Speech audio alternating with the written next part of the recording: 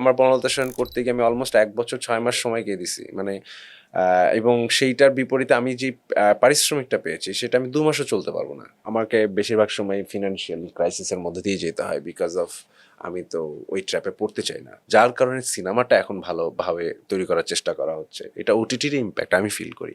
তো সেই ওটিটি এখন প্রায় মৃত্যুর দিকে যাওয়ার মতো আর কি। আপনি তো রকচটা। আগে খুব ফ্রাস্ট্রেটেড লাগতো, ডিপ্রেশন হতো, বাট এখন আসলে ফ্রাস্ট্রেটেড হয়েও না, মানে ফ্রাস্ট্রেট হওয়ার কারণও নাই আর।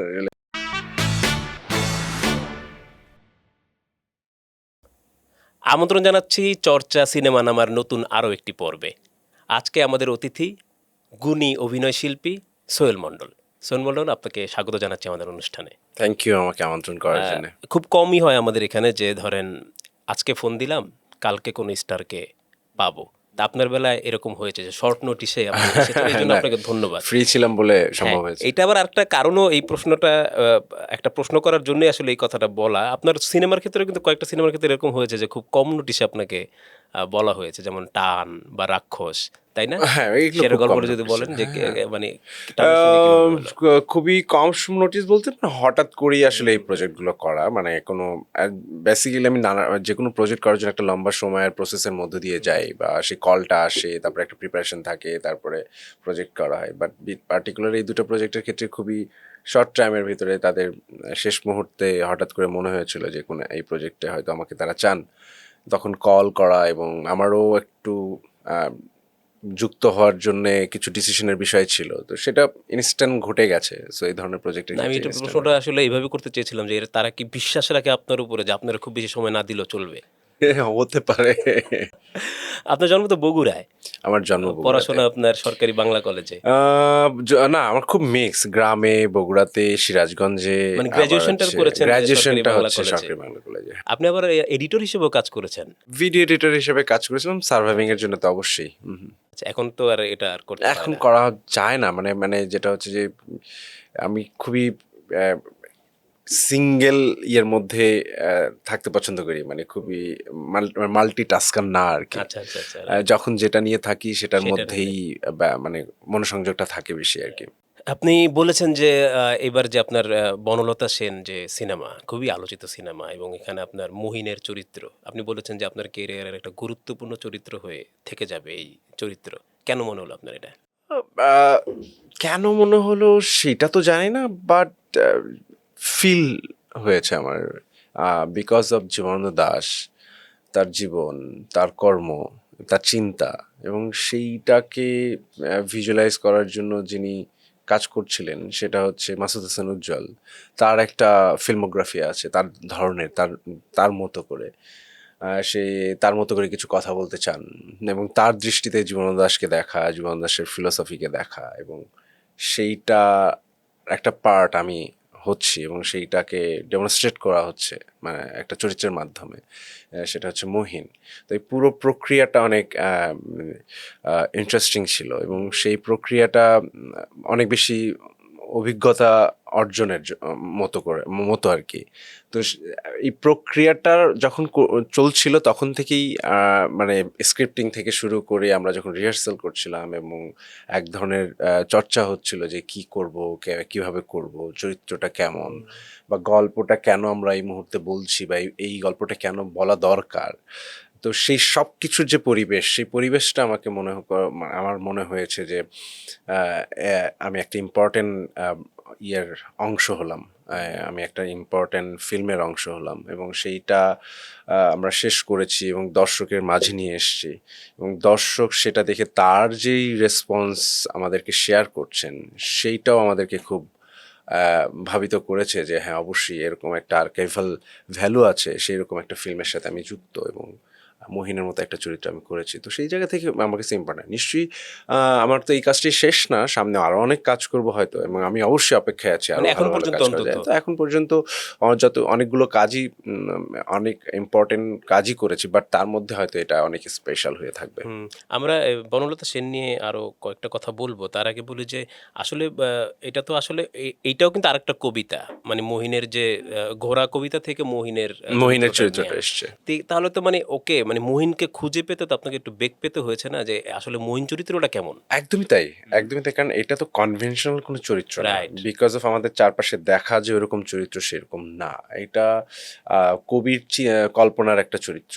সেই কল্পনার চরিত্রটা আবার আরেকজন ভিজুয়াল কবি হুম, মানে হুম, মাসুদ হুম, হাসান হুম, উজ্জ্বল হুম, তার সিনেমার জন্য চরিত্রটাকে ভেবেছেন এবং সেই চরিত্রটা তার মতো করে একটা কল্পনাশ্রিত চরিত্রর অবয়ব হুম, দিয়েছেন তিনি হুম। এবং সেইটাকে ধরতে পারা এবং তার ফিলোসফিক্যাল জার্নি এবং সেই কাব্যময়তাকে কিভাবে আমরা পোর্ট্রে করব এবং যেহেতু কনভেনশনাল অনেক কিছুর মধ্য দিয়ে আমরা নানা রকম প্রস্তুতি থাকে হুম, একটা হুম, চরিত্র হুম, নির্মাণের হুম। ক্ষেত্রে, তো এইটার ক্ষেত্রে আরেকটু বেশি প্রস্তুতি নিতে হয়েছে বিকজ অফ কনভেনশনাল একটা আমাদের আবেগ অনুভূতিগুলো যেগুলো থাকে সেটার বাহিরেও আরও কিছু চিন্তা করতে হয়েছে যে চরিত্রটার ডেমনস্ট্রেশন করার জন্য বা চরিত্রটা তৈরি করার জন্য। তো সেই চিন্তাগুলো আহ, আহ, অবশ্যই ডিরেক্টর অনেক বেশি সেটা নিয়ে ভেবেছেন এবং তার মাথায় একটা অবয়ব ছিল এবং সেটার সাথে আমাদের চিন্তাটা একটু যুক্ত হয়েছিল যে আমরা কিভাবে সেই চরিত্রটাকে করতে পারি। তো সব মিলে চরিত্রটা খুবই অন্যরকম ছিল এবং আমার দেখা বা করা চরিত্রের থেকে অনেক আলাদা। তো সেই জায়গা থেকে এটা অবশ্যই ডিফারেন্ট একটা চরিত্র। রাক্ষসের কাজ আগে শুরু হলো না বনলতার? বনলতা তো আমরা 2023-এ শুট করেছি, আচ্ছা, রাক্ষস অনেক পরে শুরু অনেক করা, পরে। আমরা তা দুই আপনার হাজার এরকম মনে হয়নি যে এরকম একটা কাব্যিক ছবি, আবার একটু যদি বলি সুরিয়ালিস্টিক ছবি, বনলতা সাররিয়ালিস্ট। সেন, হ্যাঁ? তো এইটা আসলে কেমন করবে? যেরকম রাক্ষস তো আসলে একটা কমার্শিয়াল কমপ্লিট। যদি আমরা হ্যাঁ, বলি, ওটা একটা ডিফারেন্ট একটু ছিল জনরা, না এটা আপনার? একটা ডিফারেন্ট জনরা। এরকম মনে হয় না একটু ঝুঁকি মনে হয়েছে আপনার? না, না, আমার কোনো ঝুঁকি ঝুঁকি কেন মনে হবে? Because of I am actor, I am professional. Hmm, so আমার কাজ হচ্ছে চরিত্র নির্মাণ করা এবং নানা রকম চরিত্রকে এক্সপ্লোর করা বা এক্সপেরিমেন্ট করা। সেটাই তো একজন অভিনেতার কাজ। না হলে একই কাজ চর্বিত চর্বণ নিশ্চয়ই প্রতিনিয়তই একটা চরিত্র বারবার করার হুম, কোনো হুম, মানে হুম, নাই। হুম। তো বরঞ্চ এটা ভালো যে আমি মহিনও যেমন করছি আবার রাক্ষসের চরিত্রটাও করছি। সো দুটো চরিত্র কমপ্লিটলি হয়তো ডিফারেন্ট মেরু, একদমই, ডিফারেন্ট একদমই, ওয়ার্ল্ড একদমই। সার্ভ করে দুটো চরিত্র। তো এটা তো একজন অভিনেতার জন্য আরো বেশি ইন্টারেস্টিং, মানে রাইট। আরো বেশি ইন্টারেস্টিং ইন আ ওয়ে যে আমরা আহ, আরো নতুন করে এক্সপ্লোর করছি নিজেকে, হুম, চ্যালেঞ্জে ফেলছি নিজেকে। একদমই। আপনি থিয়েটারের মানুষ। আপনি থিয়েটারেই আপনার বড় হয়ে ওঠা আরকি, যদি অভিনয়ের কথা বলি। তারপর ২০১২ সালে করলেন আন্ডার কনস্ট্রাকশন ফার্স্ট কাজ, সিনেমা। First cinema. তো হঠাৎ আপনার এরকম কি মনে হয়েছে যে আসলে আমার আরো এগিয়ে যাওয়ার ক্ষেত্রে আসলে সিনেমা আমাকে আসলে একটা মাইলেজ দেবে, এরকম কি? নাকি জাস্ট খালি মিডিয়াম চেঞ্জ করে দেখার মতন একটা না, জায়গা মানে থেকে? আমি থিয়েটারটা বলা যেতে পারে এরকম যে হুম, হুম। কিছু একটা এক্সপ্লোর করি, আচ্ছা। মানে খুবই অ্যাক্সিডেন্টাল ওয়েতে। মানে আমার থিয়েটার করবো সেরকম কোনো ছোটবেলা থেকে কোনো প্রক্রিয়ার মধ্যে আমি ছিলাম না, বাট এক ধরনের যেহেতু বই পড়তে ভালো লাগতো বা এই ঘরানার মানুষজনের সাথে মিশতে ভালো লাগতো বা মেশার জন্য একটা আগ্রহ হয়তো ছিল, তো সেই মেশার আগ্রহ থেকে থিয়েটার করা এবং থিয়েটারটা আসলে খুবই অ্যাক্সিডেন্টাল ওয়েতে করতে করতে অভিনয়ের প্রতি প্যাশন।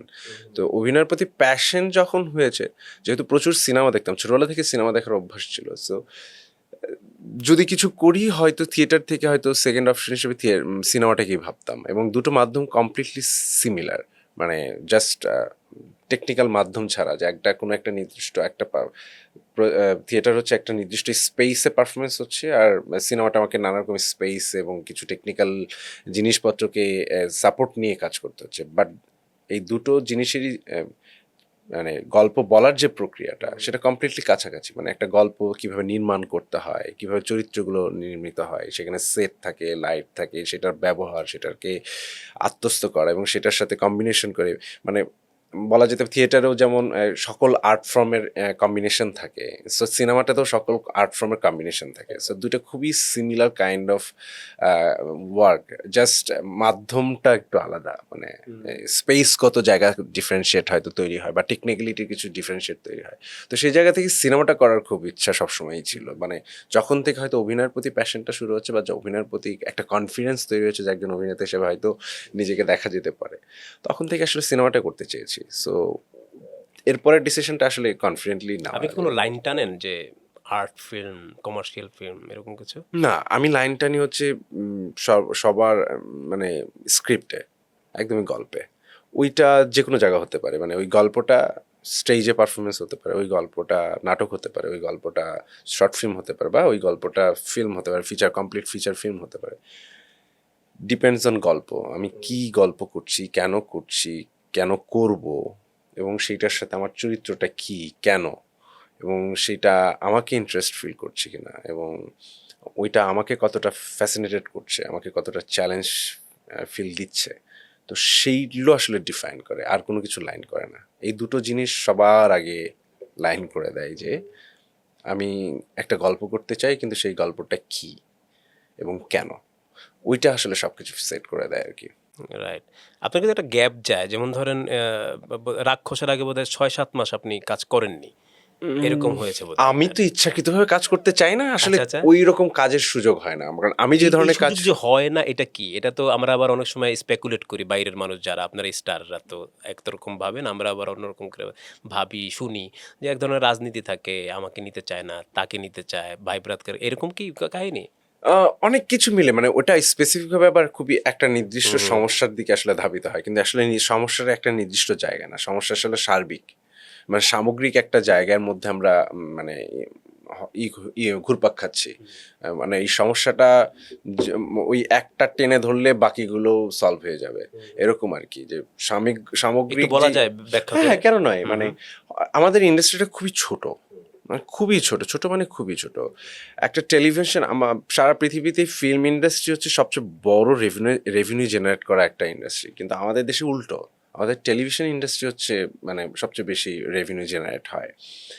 এখন সেখানে যেটা হচ্ছে যে যারা বানাচ্ছেন, টেলিভিশনে হয় কি, টেলিভিশনকে কিন্তু কেউ পে করে দেখছে না, it's a completely right. Free medium. হুম।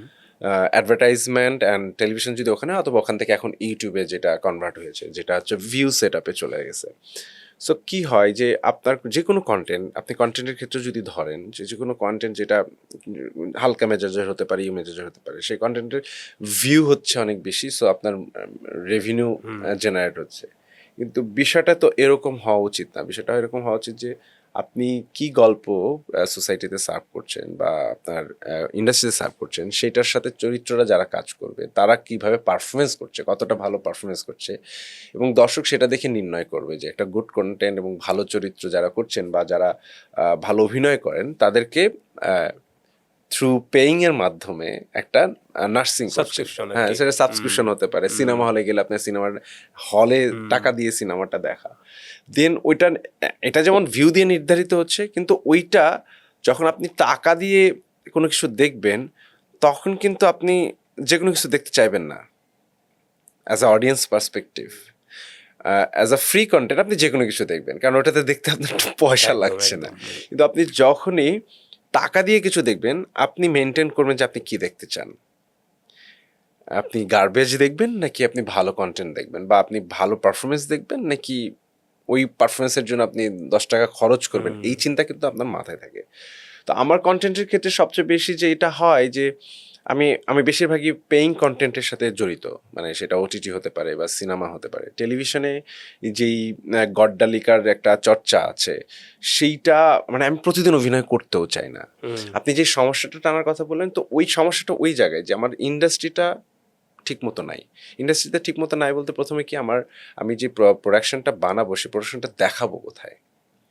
একটা হচ্ছে সিনেমা হল, অথবা আমাদের যেই অনলাইন প্ল্যাটফর্মগুলো আছে সেই প্ল্যাটফর্মগুলো। তো সেই প্ল্যাটফর্মগুলোর নীতিমালাগুলো কি? তারা কিভাবে কন্টেন্ট বানাবেন? কোন কন্টেন্টে জোর দেবেন? তারাও দেখা যাচ্ছে এখন সেটা অনেক বেশি ওই যে ফ্রি কন্টেন্টগুলো যেরকম হয় সেই কন্টেন্টের দিকেই জড়ছে। অর্থাৎ একটা প্রপার অর্গানাইজড ওয়েতে প্রোডাকশন বানানো এবং সেই প্রোডাকশনকে দর্শকের কাছে করা এবং সেই কন্টেন্টকে প্রিজার্ভ করা। অর্থাৎ আপনি কালকে কন্টেন্টটা অনলাইনে দিচ্ছেন যেটা পেইং কন্টেন্ট, সেটা পরের দিনই হয়ে যাচ্ছে, পাইরেসি হয়ে হুম, যাচ্ছে। হুম। সো তারা ওইটার সাথে সার্ভাইভ করতে পারছে না। সো তারা যখন একটা কন্টেন্ট বানাচ্ছে একটা বিগ ইনভেস্টমেন্ট করে, আমাদের দর্শক অনেকেই, আমি সব দর্শকের কথা বলছি না, অনেকে এই পাইরেসির সাথে যুক্ত, হুম, হুম। মানে সেই দর্শক সেটা কনজিউম করতেছে ফ্রি হিসাবে। অর্থাৎ ফ্রির যে চর্চাটা, সেই চর্চাটা সে এখানেও জারি রাখার চেষ্টা করে, এইটা একটা প্রবলেম। সো এই প্রবলেমটা যে পরে প্রোডাকশনের উপরে, যারা প্রোডাকশন বানান, তারা যারা ইনভেস্ট করেন, তারা তো সেই রিটার্নটা ফিরে আসার থাকতে হবে, একটা ওয়ে থাকতে হবে। আইদার আপনি অ্যাডভার্টিজমেন্ট থেকে আসবে অথবা দর্শকের কাছ থেকে আপনার টাকাটা আসতে হবে। তো তারা ওইভাবে রিটার্ন পাচ্ছেন না। তারা যখন রিটার্ন না পান তখন সহজ পথটা তারা দেখেন যে বাজারে যারা মোটামুটি একটু জনপ্রিয় বা জনপ্রিয় হওয়ার পথে আছেন তাদের কন্টেন্ট দিলেই দর্শক বেশি দেখছে, সো আমি ওইটাই সহজ পথটা ধরি। সো তিনি সহজ পথটা ধরছেন। তিনি বাকি যে ইন্ডাস্ট্রি গ্রো আপ করতে হবে, কারণ ইন্ডাস্ট্রি তো একটা নির্দিষ্ট ৩-৪টা মানুষের ভিতর দিয়ে আপনি ইন্ডাস্ট্রি চালাতে পারবেন না।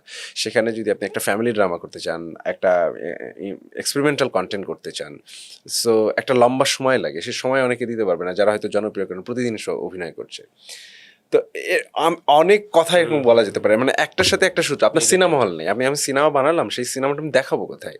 একটা প্রডিউসার যদি ৭০-৮০ লাখ টাকা বা ১ কোটি টাকা ইনভেস্ট করেন, আমি খুব কম টাকা ধরে, মানে আমরা যারা যে সিনেমাগুলো করি সেগুলো ১ কোটি ১.৫ কোটির মধ্যেই হয়ে যায়, বা ৭০ থেকে ৮০ লাখ টাকার মধ্যে হয়ে যায় সেই সিনেমাগুলো।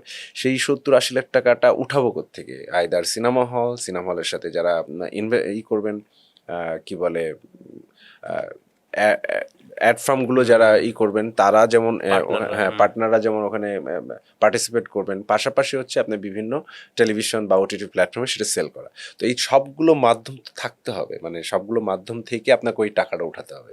তো এই টাকাটা যখন উঠে না আসতেছে তখন জনপ্রিয় প্রডিউসার যখন তার ফেরত না পাচ্ছেন, তো তখন তিনি নির্দিষ্ট কিছু লোকের মাঝেই তার কন্টেন্ট বানানোর প্রসেসটা রেখে দেন। তিনি আর এটাকে বর্ধিত করার মধ্যে যাওয়ার সাহস করেন না। তো এই সকল প্রবলেম, অর্থাৎ আপনার সিনেমা হল হয়ে উঠতে হবে, একই ধারায় আপনার ভালো প্রোডাকশনে যেমন বানাইতে হবে, সিনেমা হলও হয়ে উঠতে হবে। আবার যখন আপনি ইনভেস্ট করছেন, সেই ইনভেস্ট করার রিটার্নটার প্রসেস আপনাকে বের করতে হবে, আমি রিটার্নটা কোত্থেকে আনবো। যেগুলো সব কিছু মিলে হচ্ছে আমরা যারা ভালো কন্টেন্ট করতে চাই, প্রতিদিন অভিনয় করতে চাই না, অভিনয় প্রতিদিন করা যায় না আসলে। আপনি যদি সত্যি একটা নতুন চরিত্র করতে হয়ে উঠতে চান, সেই চরিত্রের পিছনে একটা নির্দিষ্ট পরিশ্রম আছে, এবং সেই পরিশ্রম করতে গেলে আপনাকে সময় ইনভেস্ট করতে হবে। আমার বনলতা সেন করতে গিয়ে আমি অলমোস্ট ১ বছর ৬ মাস সময় দিয়ে দিছি, মানে এবং সেইটার বিপরীতে আমি যে পারিশ্রমিকটা পেয়েছি সেটা আমি ২ মাসও চলতে পারবো না। বাট আমাকে ওই কাজটা ওইভাবে করতে হচ্ছে, বিকজ আমি জানি এই কন্টেন্টটা ওইভাবেই সময়টা দিতে হবে, আদারওয়াইজ এই কন্টেন্টটা হবে না। আমার যদি আমাদের যদি ওই সাপোর্ট সিস্টেমটা থাকতো তাহলে তো আমিও পেয়ে পেতাম, অথবা যিনি বানাচ্ছেন তারও ১.৫ বছর লাগতো না এই সিনেমাটা বানাতে। একটা নির্দিষ্ট টাইমের মধ্যেই হয়তো সে সিনেমাটা শেষ করে ফেলতে পারতেন। তো এগুলো সবই একজন আরেকজনের সাথে কানেক্টেড, এবং না হওয়ার পিছনে, কাজ না হওয়ার পিছনে এগুলোও কারণ। এবং ওই যে সিন্ডিকেশনের কথা বলছেন, বিকজ অফ আমি সবসময় চিন্তা করি আমার কমফোর্ট জোনের মানুষের সাথেই কাজ করব, মানে বেশিরভাগ মানুষই ছোটো ইন্ডাস্ট্রি, তো সেটা দেখা যায় যে আপনি কার সাথে কাজ করতেছেন, বাকিদের যে সুযোগ, কিন্তু সেইটার বিগার ইম্প্যাক্ট হচ্ছে আপনার কোনো লেগাসি তৈরি হবে না, অর্থাৎ ইন্ডাস্ট্রিতে নতুন পিপল তৈরি হবে না, নতুন ট্যালেন্ট তৈরি হবে না। আবার আপনি ইভেন নির্দিষ্ট যে মানুষগুলো নিয়ে কাজ করছেন ওটার বাহিরে আরও যে সাপোর্টিং কাস্টে যারা অভিনয় করে তাদেরকেও আপনি যখন একটা বড় প্রোডাকশন করতে যাবেন খুঁজে পাবেন না, আপনাকে তখন অ্যামেচার দিয়ে কাজ সারতে হবে, বিকজ অফ আপনি তো তাদেরকে দীর্ঘদিন ধরে ওই চর্চার মধ্যে রাখেন নাই, অর্থাৎ তাকে বাঁচিয়ে রাখা, অর্থাৎ যিনি বাবা করছেন, মা করছেন, বা যিনি চাচা করছেন, বা সাপোর্টিং নানা ধরনের চরিত্র হতে পারে, সেই চরিত্রগুলো তো নিয়মিত তাদেরকে ইন্ডাস্ট্রিতে কাজ করে সার্ভাইভ করতে হবে। সে যখন এখানে সার্ভাইভ করতে পারছে না, সে তো এই ইন্ডাস্ট্রি থেকে সরে যাচ্ছে। তো সরে যাওয়ার ফলে যেটা হচ্ছে যে গ্যাপটা, আপনি ৩-৪-৫ জন দিয়ে একটা প্রোডাকশন বানানোর চেষ্টা করছেন, কিন্তু সেটা তো আসলে কোনো হেলদি প্রসেস না। সো অর্থাৎ আপনার ওই যে ৪টা ৫টা ৭টা আপনি বড় প্রোডাকশন করবেন বা ভালো প্রোডাকশন করবেন, সেটার জন্য আপনি অভিনেতা পাবেন না তখন। সো এটা শুধু এইটা না যে আপনি এখন আপাতত নিজের পকেট বাঁচালেন, কিন্তু এটা আসলে কখনই বাঁচবে না, মানে এটা সবার জন্যই ভয়ঙ্কর, মানে সবার জন্যই এটা ক্ষতিকারক আর কি। মানে আপনি সিন্ডিকেট করেন কোনো সমস্যা নেই, সারা পৃথিবীতে এটার একটা কালচার আছে, আপনিই চাবেন যে আপনার কমিউনিটি যারা আছে তাদের সাথে একটু কাজ করি, তো সেইটা পুরোটা জুড়ে থাকলে হচ্ছে সমস্যা। কারণ ইন্ডাস্ট্রি ছোট হলে ওই ইন্ডাস্ট্রিতে দেখতে পাওয়া যায় কে কার সাথে করছে। সো এটা আসলে এত কথা বললেন আপনি, আমি ভাবতেছি তাহলে ইন্ডাস্ট্রির অবস্থাটা কি এখন? ইন্ডাস্ট্রির অবস্থা মানে এরকমই, যেমন ওটিটি আমরা যেভাবে শুরু করছিলাম, আমরা যেইভাবে একটা অডিয়েন্সকে একটা নতুন ধরনের সিস্টেমের মধ্যে নিয়ে যাওয়া এবং সেইখানে ভালো গল্প দেখার যে অভ্যাসটা, যার কারণে সিনেমাটা এখন ভালোভাবে তৈরি করার চেষ্টা করা হচ্ছে, এটা ওটিটির ইম্প্যাক্ট আমি ফিল করি। তো সেই ওটিটি এখন প্রায় মৃত্যুর দিকে যাওয়ার মতো আর কি, এখনই এত তাড়াতাড়ি? বিকজ অফ কোনো ইনভেস্টমেন্ট নাই। কোনো রকম ইনভেস্টমেন্ট নাই। যে ধরনের কাজ ইভেন ইউটিউবের একটা প্রোডাকশনে যে ধরনের ইনভেস্টমেন্ট হয় ওরকম কাছাকাছি ইনভেস্টমেন্টে চলে আসতেছে ওটিটি প্রোডাকশনে, তো সেটা তো হবে না। এটা বড় ক্রাইসিস হয়েছে বললাম না, যে আপনি পৃথিবীর কোথাও ফ্রি কন্টেন্ট দেখানো, অন্তত ইয়ের ক্ষেত্রে মানে ফিকশনাল প্রোডাকশনের ক্ষেত্রে ফ্রি কন্টেন্ট কনজিউম করানোর অভ্যাস কোথাও করানো হয়নি। সারা পৃথিবীতে মিউজিক ফিকশনাল কন্টেন্টের ক্ষেত্রে আপনাকে পে করতে হবেই।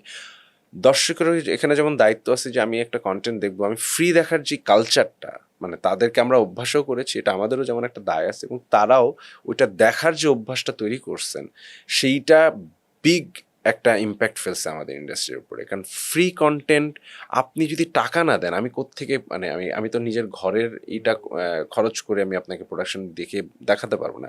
হাজার হাজার কন্টেন্ট আছে। এখন এখানে আরেকটা গল্প আছে। গল্পটা হচ্ছে কি, আমরা কন্টেন্ট আর ফিকশনাল কন্টেন্টের ভিতরের পার্থক্যটা তৈরি করতে পারিনি। আমরা একটা ইউটিউব প্রোডাকশন বা একজন ইউটিউবার বা একজন ইয়ের ফেসবুক কন্টেন্ট যারা বানান, তাদের সাথে যারা ফিল্ম ইন্ডাস্ট্রিতে কাজ করেন সেটাকে গুলায় ফেলতেছে। সো আমরা মেইন স্ট্রিম মিডিয়াটাকে আলাদা করতে পারিনি। একটা মেইন ওই ইন্ডিয়া, যার জন্য হচ্ছে আমরা খুবই ভুলভাল কথা বলি, কেন টিকটকরা এত পায়, কেন ইউটিউবার, বিকজ অফ এটা আলাদা একটা ইন্ডাস্ট্রি। ইটস নট অ্যাবাউট এটা একদম। Fictional industry.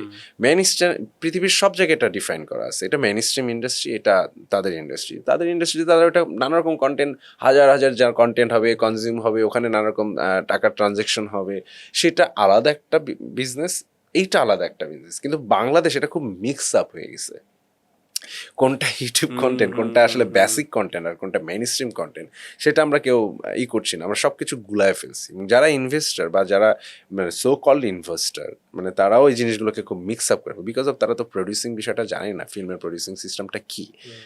তো ওই কালচারই আমরা তৈরি করতে পারিনি। আমরা খুবই মিক্স একটা কালচার মতো এই ইন্ডাস্ট্রিটা একটা জায়গায় চলতেছে। সো আপনি একটা বিজনেস পলিসি যদি মেনটেন না করেন, তো ওইটা কখনই সাস্টেনেবল না। মানে ওই বিজনেস পলিসি যদি আপনি মানে ওইভাবে না চালাতে পারেন, তো ওই বিজনেস পলিসি কখনই একটু ওয়ার্ক করবে না। আশাবাদী আপনি? উম, দুটোই খুব মানে আশাবাদী এবং নিরাশাবাদী দুটোর মাঝেই আসলে আমার আশাবাদী না এই কারণে, বিকজ অফ চারপাশের যে ঘটনাগুলো দেখছি সেটাকে আসলে খুব বেশি আশাবাদী করে না। আবার নিরাশাবাদী হয়ে আমি কি করব এক্স্যাক্টলি, কারণ আমার তো এটাই করে খেতে হয়, আমাকে কি না কোনো না কোনোভাবে পথ খুঁজতে হয় কাজ করার জন্য। তো স্বাভাবিকভাবেই আমি তো চাই বছরে 2-3-4টা কন্টেন্ট করতে। তাহলে আমি কি তো সোহেল মন্ডলকে কি কম্প্রোমাইজ করতে হয় না? কম্প্রোমাইজ করার সুযোগ নাই। মানে আমি যে কম্প্রোমাইজ করতে চাইবো সেটারও তো মানে সেখানেও তো অপশনই নাই। অপশনই নাই। মানে ইটস এ কম্প্রোমাইজের অপশন না, বিষয়টা হচ্ছে সার্ভাইভিং অপশন। মানে আপনি সার্ভাইভই করতে পারছেন না, কম্প্রোমাইজ তো আরো পরের অপশন, যে আপনি অনেক কাজ অনেক কি, তারপরে আপনি আচ্ছা ঠিক আছে এখন টাকা লাগবে সো করছেন, বিষয়টা এরকম না। বিষয়টা হচ্ছে আপনি সার্ভাইভই করতে পারছেন না। সো ইটস টু ডিফিকাল্ট যে আপনি ফিনান্সিয়ালি চিন্তা করবেন কিন্তু আবার ভালো কন্টেন্ট বাই দ্য টাইম করে যাবেন, কোয়াইট ইম্পসিবল। আপনি যেহেতু ইয়ের কথা বললেন, নানা সমস্যার কথা বললেন, সেখান থেকে মনে হলো হঠাৎ করে, এটা আমার অনেক শেষের প্রশ্ন ছিল। সেটা হলো ২০২৪ সালের ৭ সেপ্টেম্বর আপনারা একত্রিত হয়েছিলেন অভিনয় শিল্পী সংঘের সংস্কারের দাবিতে। আপনিও ছিলেন সেখানে, আপনি বক্তব্যও দিয়েছেন এবং ৫ দফা দাবিও আপনারা দিয়েছিলেন। কি ছিল আপনাদের আসলে মূল কথা? আমার না মানে বেসিক্যালি আমি এইসব দাবি দেওয়া মধ্যে নাই। মিছিল টিছিল এগুলো নিয়ে আসলে আমি খুব একটা বিশ্বাসী না, বিকজ অফ বন্ধুরা করছিলেন, হুম, হুম। তারা একটা আয়োজন করছেন, তারা সমস্যাগুলোকে ফাইন্স খুঁজে পেয়েছিলেন এবং সেই সমস্যাগুলো নিয়ে কথা বলতে চাইছিলেন। একটা গুড কজ মনে হয়েছিল আমার কাছে, আমি দেন পার্টিসিপেট করেছি। ইটস ফর গুড কজ, এবং সেটারই অনেক কিছু ইমপ্লিমেন্টেশন এখন হচ্ছে? আমাদের অভিনয় শিল্পী সংঘ তারা অনেক কিছু ইমপ্লিমেন্টেশন করছেন তাদের মতো করে যতটুকু তারা পারছেন। বাট সেটা তো ওই একটা ধাক্কা দেওয়ার দরকার ছিল, সেইটুকু অন্তত দেওয়া গেছে, সেখান থেকে হয়তো খুব বেশি আমরা এইটা পাইনি। বাট আমি আবারও বলছি, এটা আমি আসলে এসব মিছিল দিয়ে আসলে খুব বেশি কিছু পরিবর্তনের আশা দেখি না, মানে বিকজ অফ আমাদের কালচার। আমরা খুবই গোড়ায় হাত দিতে কখনোই পছন্দ করি না। আমরা সবসময় পছন্দ করি সারফেস লেভেলের প্রবলেম সলভ করতে। সারফেস লেভেলের প্রবলেম দিয়ে আমরা গ্রেটার প্রবলেম ডিল করতে চাই, কিন্তু আসলে গ্রেটার প্রবলেম আসলে খুব গোড়াতে, মানে খুবই শিকড়ে। সেখান থেকে যদি প্রবলেম সলভ করে না আসা যায়, সো সারফেস লেভেলে যে প্রবলেমগুলো দেখা যাচ্ছে সেই প্রবলেমগুলো আপাতত হয়তো 2-3 দিন আপনি সার্ভাইভ করতে পারবেন সেই সব প্রবলেম সলভ করে, কিন্তু আপনি লং টার্মের জন্য সেটা কোনো বেনিফিটেড সিচুয়েশন তৈরি করে না আর কি। মোটা দাগে যদি বলি, আপনি যদি বলেছেন, তাহলে কি শেকড়ে কি আছে এই ইনভেস্টমেন্টের অভাব? না, ইনভেস্টমেন্ট তো নাকি আরো আরো পরে। আরো মানে অনেক পুরো কিছু? চিন্তা প্রক্রিয়ার অভাব। আমরা আচ্ছা। আসলে কি করতে চাই? আমরা একটা সিনেমা ইন্ডাস্ট্রি করতে চাইতে সিনেমা ইন্ডাস্ট্রিতে সবকিছু লাগবে। একটা ভালো বিএফডিসির অবস্থা একদম তথৈবচ। ম্যাম আপনি ফ্লোর ভেঙে ১০ তলা বিল্ডিং করছেন। ওখানে আপনি ১০ তলা বিল্ডিং দিয়ে কি করবেন? আপনার কোনো প্ল্যান আছে? হোয়াই আপনি ওখানে জাস্ট কনস্ট্রাকশন কিছু ইনভেস্টমেন্ট আপনাদের নিজেদের কিছু পকেটে টাকা ঢুকলো, সেটা কি? মানে বিএফডিসির এইটুকুর ভিতরে কবিরপুরে এত বড় একটা ল্যান্ড পড়ে আছে যেটার জন্য একটা ফিল্ম সিটি বানানোর কথা। সেইটা গত ২০ বছরও বানানো গেল না। মানে অনেক আগেই তো এটার ওই জায়গাটা দেওয়া হয়েছে এখান থেকে শিফট করানোর জন্য। তো আপনি তো ওই প্রক্রিয়ার মধ্যেই নাই। আপনি শুধু আলোচনার মধ্যে রাখছেন। আপনি প্রবলেম জানেন, আপনি সবকিছু জানেন কি করলে কি হবে। হাজার কোটি টাকা দেওয়া হয়েছিল যে যারা সিনেমা হল বানাবেন তারা যাতে, কিন্তু সেই প্রক্রিয়াটা এত জটিল করে রাখা হয়েছিল যে কেউ যে ওখান থেকে লোন নিবে সেই লোনের প্রক্রিয়াটার মধ্যে সে ঢুকতে চায় না। প্রবলেম কি যে আপনি দিচ্ছেন সব কিছুই কিন্তু আসলে এমনভাবে সিস্টেমটা করে রাখছেন যে আপনি ওটা ওয়ার্ক করবে না। তো এটা মিনিংলেস। তো প্রবলেমটা তো আসলে খুব গোড়ার জায়গা। আপনি কি করছেন, কেন করছেন আপনি জানেনই না। মানে সেটা যদি হয় তাহলে তো শুধু প্রবলেমের কথাই শুধু আলোচনা হবে। আমি এই আলোচনা হয়তো আরও ১০ বার করছি। আমার কাছে এটা মিনিংলেস লাগে। আমার কাছে মনে হয় যে বেশিরভাগ লোকই প্রবলেমটা জানে। এই ইন্ডাস্ট্রিতে যারা সার্ভাইভ করে, অন্তত যারা একটু এই ইয়ের সাথে আছে, বিজনেসটার সাথে আছে, তারা প্রবলেমটা জানে। কিন্তু তাতে প্রবলেম কি সলভ হচ্ছে? মানে প্রবলেম সদিচ্ছা নাই। নেই। সদিচ্ছা নাই বা প্রক্রিয়ার মধ্যেটাই খুব গলদ। প্রক্রিয়াটা নানাজন, নানা মত, নানা পথ। কিন্তু একটা কালেকটিভ কনসিয়াসনেস যে সবার মধ্যে তৈরি হবে যে এক্সাক্টলি ইন্ডাস্ট্রি কিভাবে রান করবে। কিছুদিন আগে শিল্পী সমিতির নির্বাচন হলো।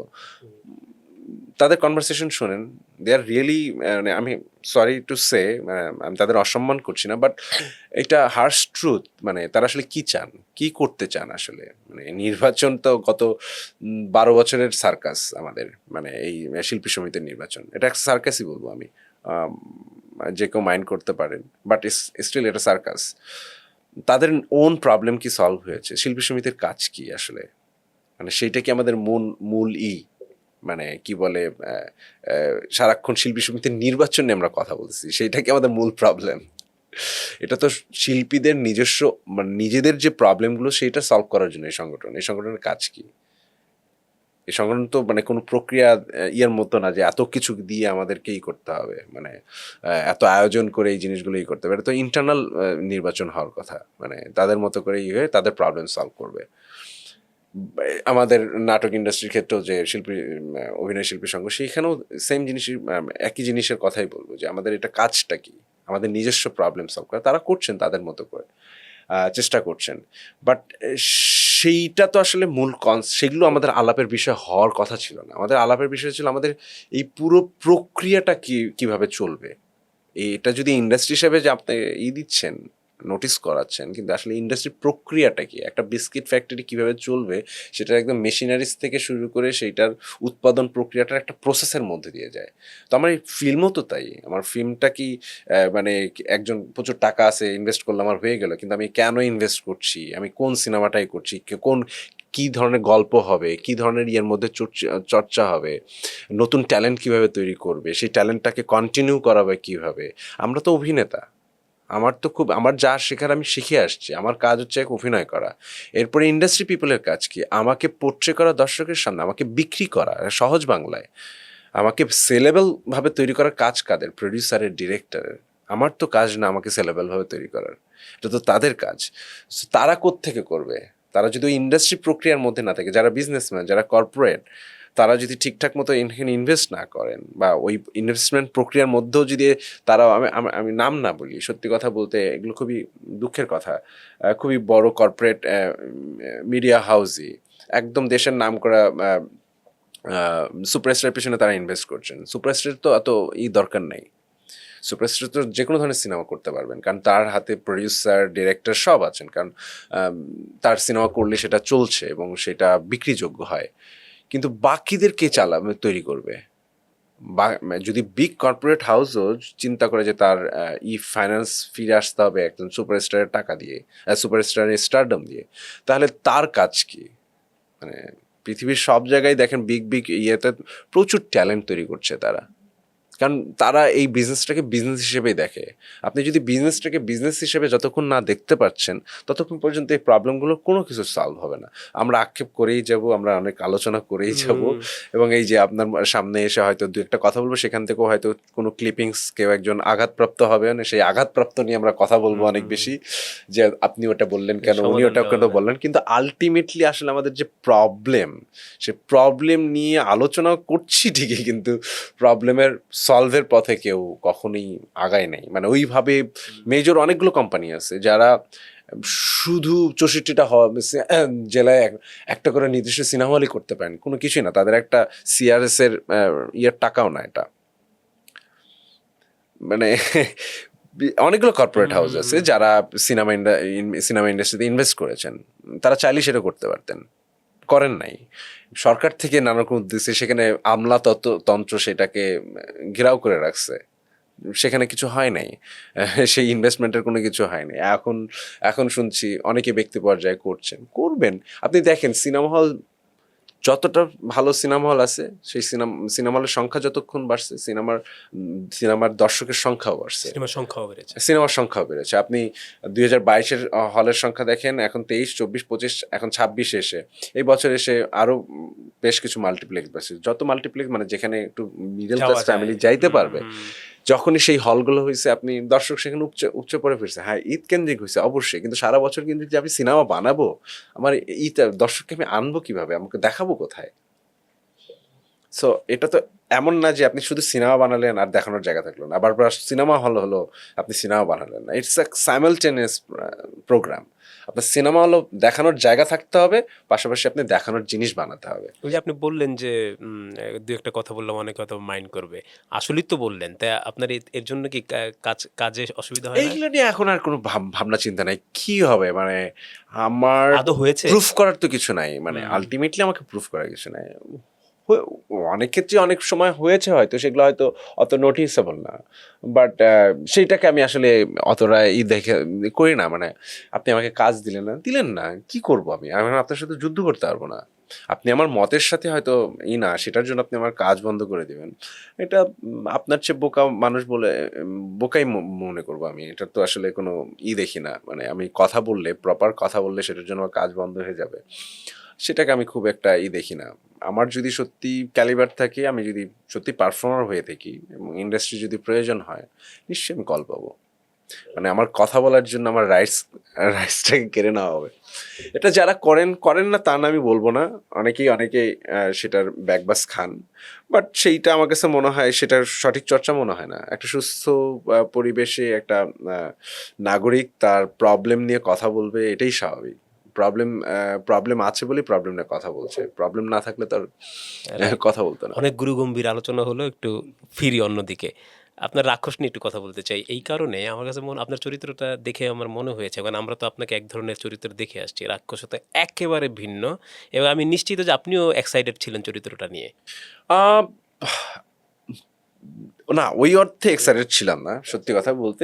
এক্সাইটেড এই কথা ছিলাম যে বাইরে শ্যুট করব, একটু ঘুরতে যাওয়া হবে, সেই ক্ষেত্রে হয়তো এক্সাইটেড ছিলাম। বাট চরিত্রের যে গঠন প্রক্রিয়া ছিলাম, তখন থেকে একটু কনফিউজ ছিলাম, যে কারণ আমি আরেকটু এক্সপেক্ট করছিলাম এই চরিত্রটা আরেকটু ডেভেলপমেন্ট হলে চরিত্রটা একটা ল্যান্ডিং হয়, মানে একটা প্রপার জায়গায় যায়। সেটা ডিরেক্টরের সাথে আলাপ হচ্ছিল, কিন্তু ডিরেক্টর যেহেতু অলরেডি মানে এটা তৈরি করে ফেলেছেন, তার স্ক্রিন প্লেটা তৈরি করে ফেলেছেন, মানে মাঝ পর্যায়ে এসে আমাকে জাস্ট চরিত্রটা দিয়েছেন। তো সেখানে আসলে খুব বেশি পরিবর্তন করার সুযোগও ছিল না। বাট আমি চরিত্রটার আরেকটু জার্নি দেখতে চাইছিলাম, মানে চরিত্রটাকে আরেকটু ভালোভাবে মানে কি বলে গড়ে ওঠার জন্য দরকার ছিল সেই প্রক্রিয়াটুকু, মানে সেই জায়গাটুকু। তো যেহেতু স্ক্রিন প্লে দাঁড়িয়ে গেছে এবং চরিত্রটা ওইটুকুই তার ভাবনার মধ্যে ছিল, তো সেই জায়গা থেকে আমার করা হয়েছে সিনেমাটা। আমি just go with the flow, এবং ডিরেক্টরের পরামর্শ নিয়ে জাস্ট উনি যেভাবে চেয়েছেন সেভাবেই জাস্ট প্লে করার চেষ্টা করেছি। এই আপনার চরিত্র যে একটু পরপর যে ঘাটটা, যে এটাও ডিরেক্টর কল। ডিরেক্টর না, আমি ভাবলাম কি এটা আপনি আবার ইমপ্রোভাইজ করলেন কিনা। এটা ডিরেক্টর কল, কমপ্লিটলি খুবই ডিরেক্টর ইন্টারেস্টিং, কল। খুবই ইন্টারেস্টিং। অনেকে আবার এটাকে হয়তো খুব একটা পছন্দ করেন, আপনি যেমন না, পছন্দ আমরা তো করছেন, খুবই অনেকের ক্ষেত্রে আবার সেটা একটা খুব একটা পছন্দ হয়নি। এবং আমাদের এখানে কিন্তু এটার চলটা কম, এই ধরনের একটা সিগনেচার রাখা। হ্যাঁ, না আগে ছিল, আগে তো একটা শব্দ থাকতো, হ্যাঁ, শব্দ থাকতো, ভিলেনের কোন একটা বাক্য থাকতো, যে Villain সানডে এর। মানডে ক্লোজ করে Sunday দেবো Monday close, বা এরকম অনেক কিছু ছিল। রাইট। সো বাকের ভাইয়েরও অনেক ডায়লগ ছিল, বা আমাদের ডিপজল ভাইয়েরও অনেক ডায়লগ ছিল যেগুলো, বা ফরিদি স্যারের অনেক ডায়লগ ছিল যেগুলো খুব পপুলার হয়েছিল, বা ইভেন রাজীবের তো প্রচুর ছিল, রাজীব সাহেবের। দিলদার সাহেব যখন কাজ করেছেন তারও নানা রকম কমিক্যাল শব্দ শব্দ থাকতো। মানে চর্চিত হতো মানুষের মধ্যে।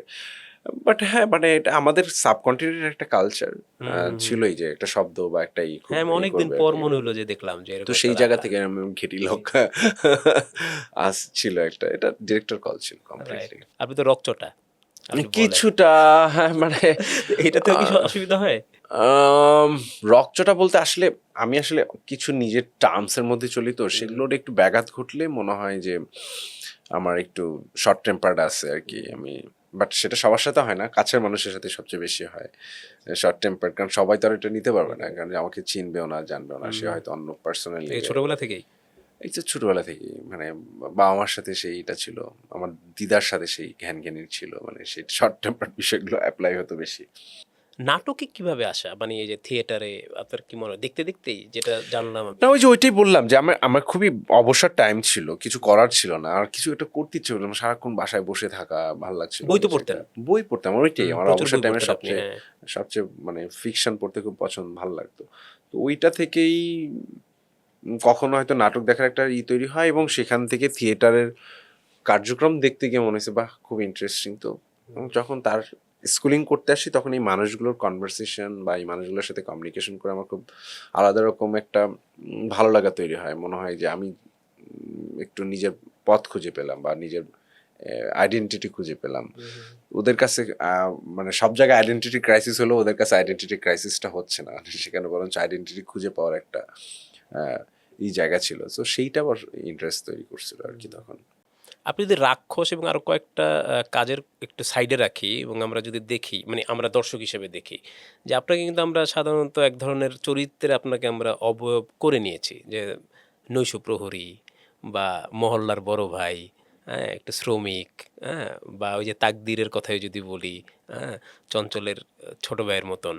তো এইটা এক ধরনের স্টেরিও টাইপ, কিন্তু এক ধরনের হয় একদমই মানুষের মধ্যে, একদমই হ্যাঁ। একদমই। তা আপনার কি ভয় হয় যে মানুষ আপনাকে বন্দি করে ফেলবে এরকম একটা হ্যাঁ, অবয়বে? এইটা তো আমাদের বাংলাদেশি কালচার, কেউ যদি কোনো একটা চরিত্রে খুব ভালো পারফরমেন্স করে রাইট। ফেলে এবং সেইখানেই ঘুরপাক খাওয়ায় সেই লোকটাকে দিয়ে, মানে সেই অ্যাক্টরকে দিয়ে, যেইটা ইন্ডাস্ট্রির ক্যালিবারকে মনে হয় যে কতটা দুর্বল ক্যালিবার, যে একজন অ্যাক্টরকে তারা ইউটিলাইজ করতে পারছেন না, মানে তারা জানেন যে সে ভালো অ্যাক্টর, বাট তাকে যে নানা রকম চরিত্রের চ্যালেঞ্জ তারা দিবেন সেটা তারা দিতে চান না, এবং খুবই সহজ গা বাঁচানো ভাবে তাকে ওই রকম কোনো চরিত্রেই আবার দেখতে চান তারা, এবং দেখেন, এবং সেই রকম ভাবেই আসলে আমরা অনেকেই একটু সচেতন না কিন্তু থাকলে ডিরেক্টর প্রযোজকও তো হাত থাকে এর মধ্যে। সেটা বলতে পারি না, বাট এইটা একটা অভ্যাসের বিষয়, আপনি আসলে আপনার কমফোর্ট জোন থেকে বের হতে চান না, তো বেশিরভাগ ডাইরেক্টর প্রডিউসার আসলে কমফোর্ট জোন থেকে বের হওয়ার অভ্যাসটা কম, মানে আমাদের যতটুকু আছেন আর কি, এবং আমরা সেই চিপার মধ্যে পারি, এবং আমাদের অনেকেরই সেটা একটু যদি খেয়াল না রাখি তাহলে ওই একই স্টেরিও টাইপ কাজ করে। যেমন ফজলুর রহমান বাবু ভাইকে আপনি দেখবেন যে মানে তিনি যেই এই ধরনের টাইপ কাজ করতেন, সেই ধরনের চরিত্রকেই তার বারবার বারবার করানো হতো, যার জন্য হয়তো কোনো একজন, আমরা যারা ভালো এনথুজিয়াস্টিক, ফিল্ম এনথুজিয়াস্টিক, যখন ফিল্ম দেখি তখন মনে হচ্ছে অভিনয়, এত ভালো একটা অভিনেতাকে আমরা করে ফেলতেছি, নষ্ট করে ফেলতেছি, এবং একই রকম অভিনয় দেখে আমাদের নিজেরও এবং ভালো লাগতো হুমায়ুন না। ফরিদের ব্যাপারেও তো আমরা তাই সেম ভাবি। জিনিস, সেম জিনিস, ইচ অ্যান্ড এভরিবডি এটার ভিকটিম। ভিকটিম আর কি। এবং আমার ক্ষেত্রে যেটা হয়েছে যে আমি সেটা হয়তো একটু সচেতন থাকি, ইভেন দেন স্টেরিওটাইপ ক্যারেক্টার মধ্যে থেকে আলাদাভাবে কি করা যায়, বাট স্টিল সামহাও আমারও কিছু সুযোগ হয়েছিল যে ওই যে না খেয়ে থাকতে হয় আর কি, মানে আচ্ছা। বিকজ অফ আপনি কাজ করবেন না, আপনাকে তো ওই কাজই দিচ্ছে, আপনি হয়তো আপনি ডিসিশন নিচ্ছেন আপনি ওই কাজ করবেন না। So আমাকে বেশিরভাগ সময় ফিনান্সিয়াল ক্রাইসিসের মধ্যে দিয়ে যেতে হয়, বিকজ অফ আমি তো ওই ট্র্যাপে পড়তে চাই না, মানে আমাকে বারবার ফালানো হয়েছে ট্র্যাপে। যেমন রাক্ষসের পরেই প্রচুর কল আসছে যে নেগেটিভ চরিত্র করেন, নেগেটিভ চরিত্র Okay. করেন, ভালো লাগতেছে ভালো লাগতেছে। আমি বলছি যে একটা মুসাফির করছিলাম 2016-তে মনে আছে, আর 2026 এসে রাক্ষস, বুঝছেন 10 বছরের গ্যাপ। সো আমাকে আর একটা মানে নেগেটিভ চরিত্র করানোর জন্য ওই রকম স্ক্রিপ্ট দিতে হবে, আদারওয়াইজ ইজ ইম্পসিবল আমার জন্য করা। সো আরেকটা ডিফারেন্ট, সেটা রাক্ষস না, সেটা আরেকটা নেগেটিভ চরিত্র, যে কোনো কিছু হতে পারে, বাট সেইটা নতুন কি সেরকম কিছু না হলে ইট ইম্পসিবল। সো আমি ওইভাবে আলাদা করি আর কি, যে চেষ্টা করি উম, যেমন গরিব ক্যারেক্টার করতে আমি বলতাম যে গরিব ক্যারেক্টার দিস না, যে আমি তো রাক্ষসে খুবই হ্যাঁ, ওইটাই বললাম আমি যে ইয়ে রাক্ষস কাজ বাদ দিলে। করেছি। বা আমার মায়ের জঞ্জালের নিয়েও একই জিনিস হয়েছিল, মায়ের জঞ্জাল করার পরে ওই সেম ক্যাটাগরি, মানে সাবঅল্টার্ন ক্যারেক্টার খুব বেশি আমার উপরে ডোমিনেট করানোর চেষ্টা করা হয়েছে। আমি একসময় আমি 9 এপ্রিলে এসে পরে আবার সেটা ব্রেক করছি, আমি ডিফারেন্ট ভাবে একদমই খুবই বড় লোকের ছেলে একটাই। ইটস অল অ্যাবাউট পারসেপশন, আপনি আমাকে নিয়ে কিভাবে চিন্তা করছেন। আপনি যদি চিন্তা না করতে পারেন যে আমাকে যে কোনো চরিত্রে ই করানো সম্ভব, আমার সেই ক্যালিবার আছে, তাহলে ইটস কোয়াইট ডিফিকাল্ট মানে সেইটাকে ব্রেক করানো। বাট স্টিল ওই যে আমাদেরকে যুদ্ধ করে যেতে হয় যে আমি ওটা আর করবো না, ঠিক কিন্তু আছে। আমরা দর্শকের কথা কিভাবে বলি? আপনার তো ধরেন রাক্ষসের আপনার ক্যারেক্টার তো খুবই প্রশংসিত হয়েছে। এই দর্শকই তো করছে। হ্যাঁ, মানে ওই যে বললাম, সাহসটা করবে কে, এটা তো এইটাই আমি আমি ওইটাই বলছি। বুঝতেছি। আমি তো জানি যে আমি আলাদা কি করতে পারবো, আমি তো জানি যে আমি কি প্রোভাইড করতে পারবো, কি ধরনের এন্টারটেনমেন্ট দিতে পারবো দর্শককে। বাট সেইটা যদি ইন্ডাস্ট্রি পিপল সাহস না করেন, অর্থাৎ একা আমার পক্ষে সেটা ব্রেক করানো খুব ডিফিকাল্ট। আর এটা তো আমার দায়িত্বও না, এবং আমার প্রুফ করার যতটুকু সেটা তো আমি করেছি, আমি সামনেও প্রুফ করবো, সমস্যা নেই, চ্যালেঞ্জ তো দিতে হবে আমাকে। দেন না প্রুফের প্রশ্ন আসে, ঠিক আছে আমার প্রুফ করতেই হবে, সারা জীবনে যদি প্রুফ করতে হয় করবো, কোনো সমস্যা নেই, বাট সেরকম চ্যালেঞ্জটা তো আগে দিতে হবে। চ্যালেঞ্জটা না দিয়ে প্রুফ করার মানে প্রুফ মানে চাইলে যে আপনি পারবেন না, তাহলে একটু ডিফিকাল্ট আর কি ওটাকে ব্রেক করা আর কি। আপনি কি মনে করেন তাকদির আপনার তাকদির খুলে দিয়েছে?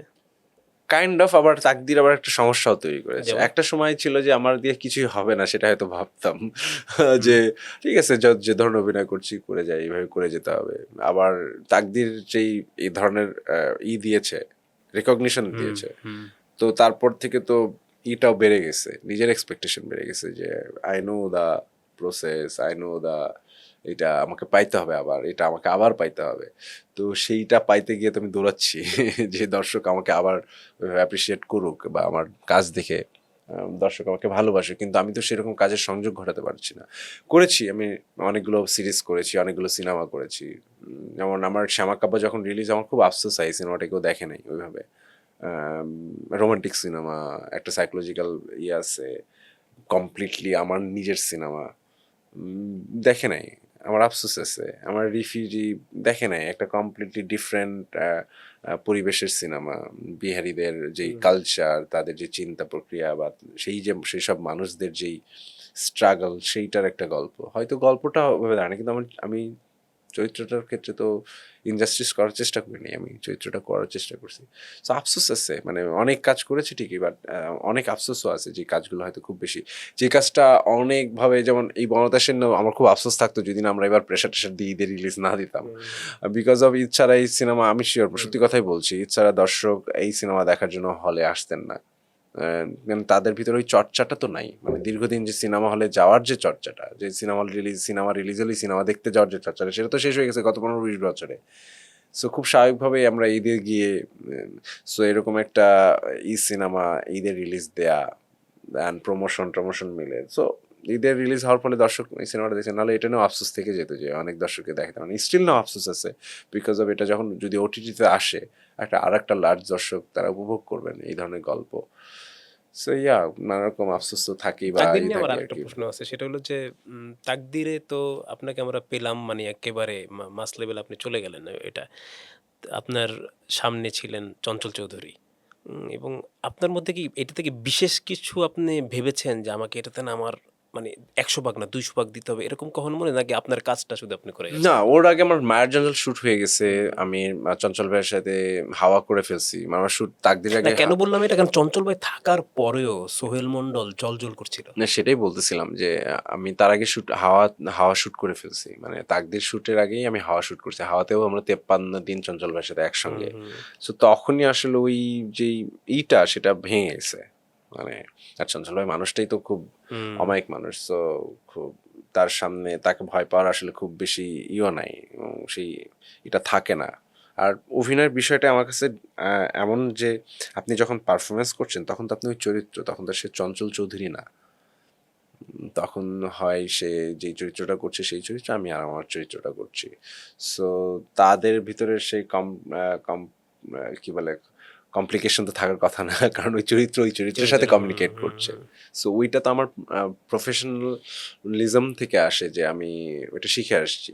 আমাকে যখন একটা যে চরিত্র আমার প্লে, কাজটা কিভাবে আমার করতে হবে। কাজটা আমাকে ডান করতে হবে। সেইখানে কে আছে, সেখানে যদি যে কেউ থাকুক, পৃথিবীর সবচেয়ে বড় অভিনেতা থাকলেও তো আমার আমার কিছু, আমার ক্ষেত্রে আমার আমার গড়ে ওঠার প্রসেসটা এরকম। আমি হ্যাঁ, তারপরে হয়তো আমি লোকটার করতে পারি, বাট স্টিল যখন when I am on the camera, মানে ক্যামেরার সামনে বা আবার স্টেজে, দেন ইটস খুব কমপ্লিটলি ডিফারেন্ট অন্যরকম একটা ডিফারেন্ট গল্প। মানে ওইটা আসলে আমিও একজন চরিত্র, সেও একজন চরিত্র, দ্যাটস ইট, এর বেশি কিছু না।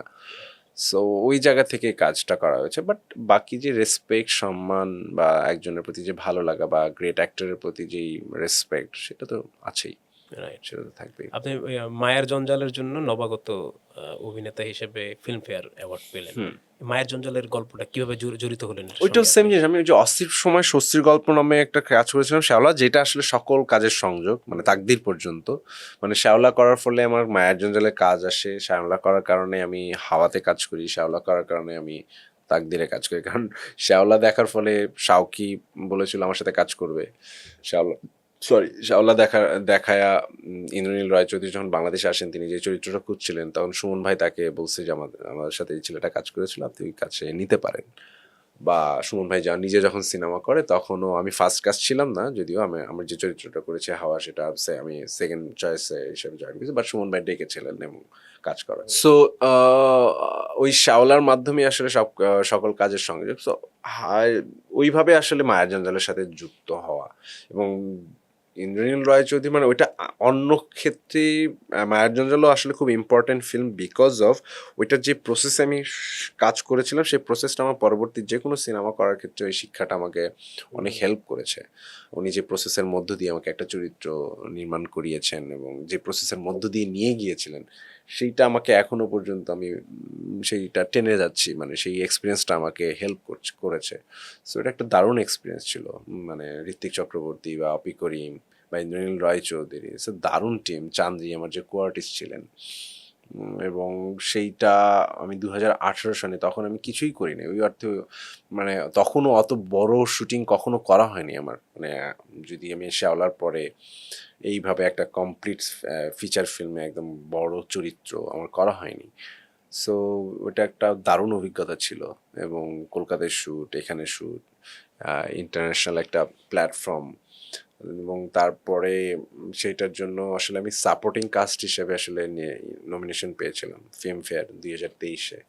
আর 2000 আমাকে ছিল না সেরা ডেবুট্যান্ট হিসেবে পুরস্কার। সো দুটোই দারুণ স্মৃতি, দারুণ অভিজ্ঞতা। এবং যে কোনো পুরস্কার তো আসলে ইন্সপিরেশনই দেয়, যে না কিছু একটা হয়তো করা হয়েছিল। কাজ দেখা বেড়ে যায় গেছেন এখন নাকি? বরঞ্চ কাজ কমে গেছে। উল্টো হয়েছে আমার সাথে বেশিরভাগ সময়। আমার যে কোনো বিগেস্ট প্রজেক্টের পরে আমাকে দীর্ঘদিন বসে থাকতে হয়েছে, 5 থেকে 6। আমার তাকদির রিলিজের পরে আমি প্রায় 7 থেকে 8 মাস বসেছিলাম। মানে তাকদির রিলিজের পর আমি মনে হয় ডোন্ট রাইট মি করি অনুলৌকিকের চরকির প্রজেক্ট, তারপরে আমার 6-7 মাস কোনো কাজ ছিল না। আমি শ্যামাকাব্যর পর প্রায় সাথে সাথে হয়তো ইয়ের শ্যুটটা করেছি, বনলতার শ্যুটটা করেছি, কিন্তু বনলতার পরে আমি প্রায় 1 বছর বসেছিলাম। যেটা বললেন এই যে ইয়ের সময়, মানে ওই অর্থে টেলিভিশন 2-1টা কাজ করার পরে 24-এর ঘটনা রাক্ষসের এবং আগে আর কি। সবকিছু মিলে আমি প্রায় 1 বছর বসেছিলাম। সো এটা কেন হয়? আমি জানি না। ফিল্মফেয়ার আমি 2024-এ আপনার পাই। খোঁজা উচিত না, এতবার হচ্ছে এটা আপনার সঙ্গে? 2024-এ ফিল্মফেয়ার পর আমি তো ভাবলাম যে আমার তো এখন হ্যাঁ, আমিও তো কাজে তাই মনে ভরে করছি, যাবে। আমারও তো তাই মনে হ্যাঁ, করছি। দুই বাংলাতেই আমার বেশ কিছু কাজের অফার ছিল, যেগুলো আসলে আমি কাজ করতে পারিনি বিকজ অফ আমাদের আন্দোলন এবং সবকিছু মিলে আমার প্রজেক্টগুলো পোস্টপন্ড হয়ে গেছে। তো এখানকার প্রজেক্ট এবং ওখানকার প্রজেক্ট মিলে অনেক প্রজেক্টই ছিল, যেগুলো আসলে আমার আর করা সুযোগ হয়নি। তো এরকম হয়েছে। তো আসলে সবসময় দেখেছি যে অনেক বিগেস্ট সাকসেসের পর আমাকে একটা দীর্ঘ সময় আসলে বসে থাকতে হয়েছে। খুবই উল্টো ঘটনা রহস্যজনক। বেশিরভাগ সময়, খুবই রহস্যজনক। বেশিরভাগ সময় আমি আসলে একটা লম্বা সময় বসে থেকে তারপরে কাজ করেছি। আমি এই প্রশ্নটা আপনার কথা প্রসঙ্গে এলো। আপনি বলছিলেন যে মানে না খেয়ে থাকতে হয়, মানে কোট আনকোট অনেক হ্যাঁ, ক্ষেত্রে। মানে তো অনেক এটার সময় সমাধান কি হবে? জানি না, এটার কোনো সমাধান নাই অ্যাকচুয়ালি। আমি তো আসলে দৌড়াচ্ছি, একটা সময় মনে হচ্ছে যে আমি দৌড়াতাম না, মানুষজন আমাকে বলতো অনেক যে আমি তো মানুষজনের কাছে যাই না, কমিউনিকেশন করি না, কাজ দিবে কিভাবে তোকে। বাট আমি পরে দেখলাম সেটা যেও লাভ হচ্ছে না। মানে আমি নানাজনের কাছে গিয়েছি, বা প্রডিউসার ডাইরেক্টর যারা আছেন, মোটামুটি আমাদের ইন্ডাস্ট্রিতে যারা কাজ করেন, মানে ভালো কাজ করেন, তাদের সবার কাছেই বলে রাখা আছে বা জানিয়ে রাখা আছে, বা কাজ করেছি সেটা ছাড়াও মৌখিকভাবেও বলা হয় যে কাজ করতে চাই, বা কাজ প্লিজ কাজে নেন, একটু ডিফারেন্ট কিছু করতে চাই আপনার সাথে, বা আপনার সাথে কাজ করা হয়নি, এরকম অনেককেই বলা আছে, but still not working. But আমি কি করবো, আমার তো আসলে এটা যেটা আপনার হাতে আমার নেই হাতে আরকি। নাই। সো আমার এটা নিয়ে মানে আগে খুব ফ্রাস্ট্রেটেড লাগতো, ডিপ্রেশন হতো, বাট এখন আসলে ফ্রাস্ট্রেটেড হয়েও না, মানে ফ্রাস্ট্রেট হওয়ার কারণও নাই আর really। মানে যেটা আমার হাতে নেই সেটা নিয়ে চিন্তা করে লাভ নেই। সো আমি just waiting for the right call, just wait করি। অ্যান্ড সেই দীর্ঘ সময়টা টিকে থাকার জন্য সার্ভাইভ করেছে, কারণ আমি অভিনয় ছাড়া তো আর কিছু করি না, বা করতে পারিও না, বা অন্য কিছু করা পসিবলও না এখন, যেই সিচুয়েশন বা সব কিছু মিলে চিন্তা, সব কিছুই ধ্যান, সব কিছু ওইটার সাথে ওইটা না করতে পারলে শরীরের অনেক ডিস্টারবেন্স তৈরি হয়, মনের ডিস্টারবেন্স তৈরি হয়। সো ওটা ছাড়া তো কিছু করতে পারি না। সো কাজ কাজ পাওয়ার জন্য অপেক্ষা করতে হয় আর কি। রাইট। আমরা শেষের দিকে একটা শেষ প্রশ্ন, সেটা হলো যে আপনি তো এক চরিত্র ২ বার করতে চান না। মানে ভালো গল্প খোঁজেন আপনি। এরকম কি হয় যে, বা হয়েছে আপনার যে এমন একটা চরিত্র বা মাথায় থাকে না অনেক সময় যে আমি এরকম একটা চরিত্র এখনো পাই নাই বা করতে চাই? আমি আসলে ওইভাবে জিনিসগুলো দেখি না। এরকম বলতে গেলে অনেক যেমন আমি খুব রোমান্টিক ফিল্ম করতে চাই। মানে ওইভাবে বলতে গেলে। খুবই কমপ্লিটলি আমাদের দেশে যে ধরনের রোমান্টিক ফিল্ম হয়, আমি কমপ্লিটলি ওরকম ফিল্ম করতে চাই। যেটা হয়তো একটু কম সুযোগ হয়েছে আমার। আমাকে অনেক বেশি থ্রিলার টাইপের গল্পে, বা আমি ড্রামা খুব ভালোবাসি নিজেও। সো ড্রামাও করতে চাই, কিন্তু আমার ওই অর্থে রোমান্টিক ড্রামা খুব কম করা হয়েছে, করা হয়নি। অনেকে ভাবতেই পারেন না হয়তো আমাকে দিয়ে খুব ভালো রোমান্টিক ড্রামা হতে পারে। সো ওইটার একটা আফসোস আছে, জানি না কবে সুযোগ হবে। ভালো কমেডি করার সুযোগ এখনো পর্যন্ত হয়নি। সিচুয়েশনাল কমেডি, মানে নট ভাড়ামো, হুম, হুম, খুবই হুম। সিচুয়েশনাল কমেডি করতে চাই। বা ওরকম খুবই ছবিও তো হয় না আমাদের এখানে। হয়, কিন্তু খুবই কম, মানে সেটার মানে যারা করেন দুই একজন সেটা সুযোগ পান, তারপরে আর বেশিরভাগই জিনিস ভাড়ামো হয়। সো ভাড়ামো করতে চাই না। হুম। খুবই ডার্ক হিউমার আছে, বা খুবই সিচুয়েশনাল কমেডি এরকম সিনেমা করতে চাই। জানি না এগুলো সুযোগ হবে কিনা।